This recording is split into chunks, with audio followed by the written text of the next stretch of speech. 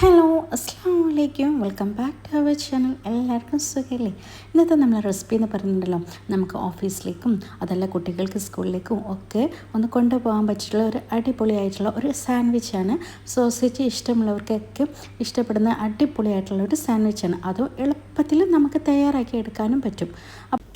ഇതിന് ആവശ്യമായിട്ട് ഞാൻ എടുത്തിട്ടുള്ളത് ഇപ്പോൾ 6 പീസ് സോസേജാണ് ഞാൻ എടുത്തിട്ടുള്ളത്. ചിക്കൻ്റെ സോസേജാണ് ഞാൻ എടുത്തിട്ട് അതൊന്ന് ഇതുപോലെ ഇങ്ങനെ സ്ലൈസായിട്ട് കട്ട് ചെയ്ത് എടുക്കുന്നുണ്ട്. നിങ്ങൾക്ക് എങ്ങനെയാണോ സാൻഡ്വിച്ച് എത്രത്തോളം ആവശ്യമുണ്ടോ അതിനനുസരിച്ച് ക്വാണ്ടിറ്റിക്ക് അനുസരിച്ചിട്ട് വേണം സോസേജ് എടുക്കാൻ. ഇനി ഞാൻ അതിലേക്ക് ചേർത്ത് കൊടുക്കുന്നത് ഇതുപോലെ ഒരു ഒണിയൻ്റെ ഹാഫ് ഭാഗം മാത്രമാണ്. അത് ഇതുപോലെ ചെറുതാക്കിയിട്ട് വേണം അരിഞ്ഞു കൊടുക്കാനും. ചെറിയ ചെറിയ പീസുകളായിട്ട് അരിഞ്ഞിട്ട് ഇതുപോലെ കൊത്തേരിയ എന്നൊക്കെ പറയില്ലേ, അതുപോലെ അരിഞ്ഞിട്ട് ഹാഫ് പോർഷൻ ഞാൻ മാറ്റി വെക്കുന്നുണ്ട്. അതുപോലെ തന്നെ ഞാനൊരു ക്യാപ്സിക്കത്തിൻ്റെ പകുതി ഭാഗം കൂടി എടുത്തിട്ടുണ്ട്, അതും ഇതുപോലെ അരിഞ്ഞിട്ട്. പിന്നെ 2 പച്ചമുളകാണ് ചേർത്ത് കൊടുത്തിട്ടുള്ളത്. 2 പച്ചമുളകും ഇതുപോലെ തന്നെ ചെറുതാക്കി അരിഞ്ഞിട്ടുണ്ട്. പിന്നെ ഞാൻ അതിലേക്ക് ചേർത്ത് കൊടുക്കുന്നത് 2 മുട്ടയാണ്.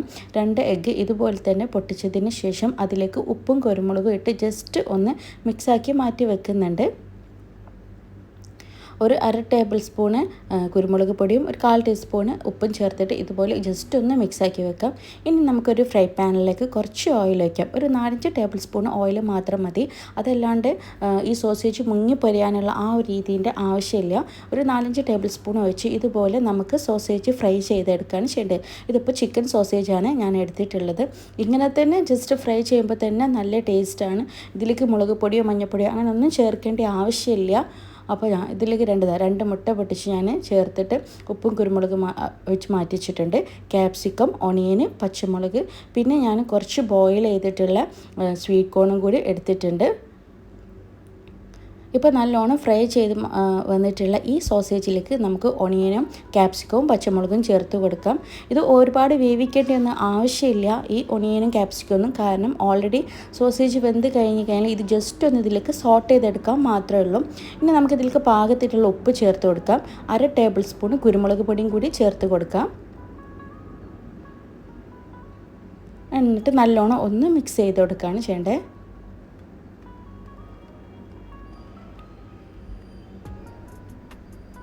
ശേഷം നമ്മൾ ബോയിൽ ചെയ്ത് വെച്ചിട്ടുള്ള സ്വീറ്റ് കോൺ ചേർത്ത് കൊടുക്കുക. സ്വീറ്റ് കോൺ ഉണ്ടെങ്കിൽ നിർബന്ധമായിട്ട് നിങ്ങൾ സ്വീറ്റ് കോൺ ചേർത്ത് കൊടുക്കുക.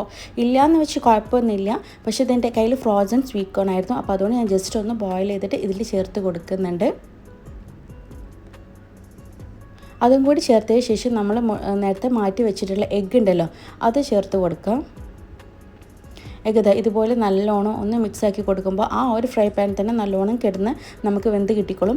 ബാക്കി ഓൾറെഡി സോസേജും ഒക്കെ ഓൾറെഡി തയ്യാറായിട്ടുള്ളതാണ്. ഇനിയിപ്പോൾ നമുക്ക് എഗ്ഗും കൂടിയും തയ്യാറായി കഴിഞ്ഞതിന് ശേഷം ചേർത്ത് കൊടുക്കേണ്ടത് മയോണൈസാണ്. ഞാനിപ്പോൾ ഫ്രഷ് മയോണൈസാണ് ഇതിലേക്ക് ചേർത്ത് കൊടുക്കുന്നത്. വീട്ടിൽ തന്നെ അപ്പോൾ തയ്യാറാക്കിയിട്ടുള്ള ഫ്രഷ് മയോണൈസാണ്. ഇല്ലയെന്നുണ്ടെങ്കിൽ നിങ്ങൾക്ക് റെഡിമെയ്ഡ് മയോണൈസ് യൂസ് ആക്കാം. മയോണൈസും കൂടി ചേർത്ത് നല്ലോണം ഒന്ന് മിക്സ് ആയി കഴിഞ്ഞതിന് ശേഷം നമുക്ക് ഗ്യാസ് ഓഫ് ചെയ്യാം. ഇനിയിപ്പോൾ നമുക്ക് സാൻഡ്വിച്ച് തയ്യാറാക്കാൻ വേണ്ടിയിട്ട് 2 സ്ലൈസ് ബ്രെഡാണ് എടുത്തിട്ടുള്ളത്. ഇതുപോലെ സാൻഡ്വിച്ച് മേക്കറിൽ ജസ്റ്റ് ഒന്ന് ഓയിൽ ബ്രഷ് ചെയ്ത് കൊടുത്തതിന് ശേഷം 2 സ്ലൈസ് ബ്രെഡ് വെച്ച് കൊടുത്തിട്ട് നമുക്കതിൻ്റെ മുകളിൽ ഫില്ലിങ് ചേർത്തിട്ട് വീണ്ടും ഒരു സ്ലൈസ് ബ്രെഡും കൂടി വെച്ചിട്ട് മേക്ക് ചെയ്യാണ് ചെയ്യേണ്ടത്. പക്ഷേ ഈ ഒരു സമയമായപ്പോഴത്തേക്ക് എൻ്റെ സാൻഡ്വിച്ച് മേക്കർ എന്തോ ഒരു പ്രശ്നമായിട്ട് വർക്ക് ചെയ്യുന്നില്ലായിരുന്നു. അപ്പം ഞാനിത് നോൺ സ്റ്റിക്കിൻ്റെ പാനിലാണ് ഫ്രൈ ചെയ്തത്. ഇതുപോലെയൊക്കെ വെച്ച് ഞാൻ ഓണാക്കിയതായിരുന്നു, പക്ഷേ എന്തോ നിർഭാഗ്യവശാൽ അത് എന്താ പറയുക വർക്കാകുന്നില്ല. പക്ഷേ ആയിട്ടുണ്ടെങ്കിൽ നല്ലൊരു കാണാൻ തന്നെ ഭംഗിയായിരുന്നു, കാരണം നല്ലോണം മൊരിഞ്ഞിട്ട് നല്ല ബ്രൗൺ കളറിൽ കിട്ടായിരുന്നു. പക്ഷേ ഞാൻ പിന്നെ അതിന് ശേഷം അത് വർക്കാവാത്തത് കൊണ്ട് ഇതുപോലെ നോൺ സ്റ്റിക്കിൻ്റെ പാനിൽ ജസ്റ്റ് ഒന്ന് ടോസ്റ്റ് ചെയ്തെടുക്കുകയാണ് ചെയ്തിട്ടുള്ളത്. അപ്പോൾ ഇത്രയൊക്കെ തന്നെ ഉള്ളൂ. അപ്പോൾ നമുക്ക് ഓഫീസിലേക്കും കുട്ടികൾക്ക് ലഞ്ച് ബോക്സിലേക്കൊക്കെ തയ്യാറാക്കി കൊടുക്കാൻ പറ്റിയുള്ള ഒരു ഐറ്റമാണിത്. അപ്പോൾ നിങ്ങൾ എന്തായാലും സോസേജൊക്കെ കയ്യിലുണ്ടെങ്കിൽ ഒന്ന് തയ്യാറാക്കി നോക്കേണ്ടി. അപ്പോൾ ഇൻഷാ അല്ലാഹ് നെക്സ്റ്റ് വീഡിയോയുമായി കാണാം. ഇഷ്ടപ്പെട്ടാൽ ഒന്ന് ലൈക്ക് ചെയ്യേണ്ടി, സബ്സ്ക്രൈബ് ചെയ്യേണ്ടി, സപ്പോർട്ട് ചെയ്യേണ്ടി. സബ്സ്ക്രൈബ് ചെയ്താൽ ആരെങ്കിലും കാണണമെങ്കിൽ ഒന്ന് സബ്സ്ക്രൈബ് ചെയ്യേണ്ടി. പുതിയ വീഡിയോകളുമായിട്ട് കാണാം കേട്ടോ.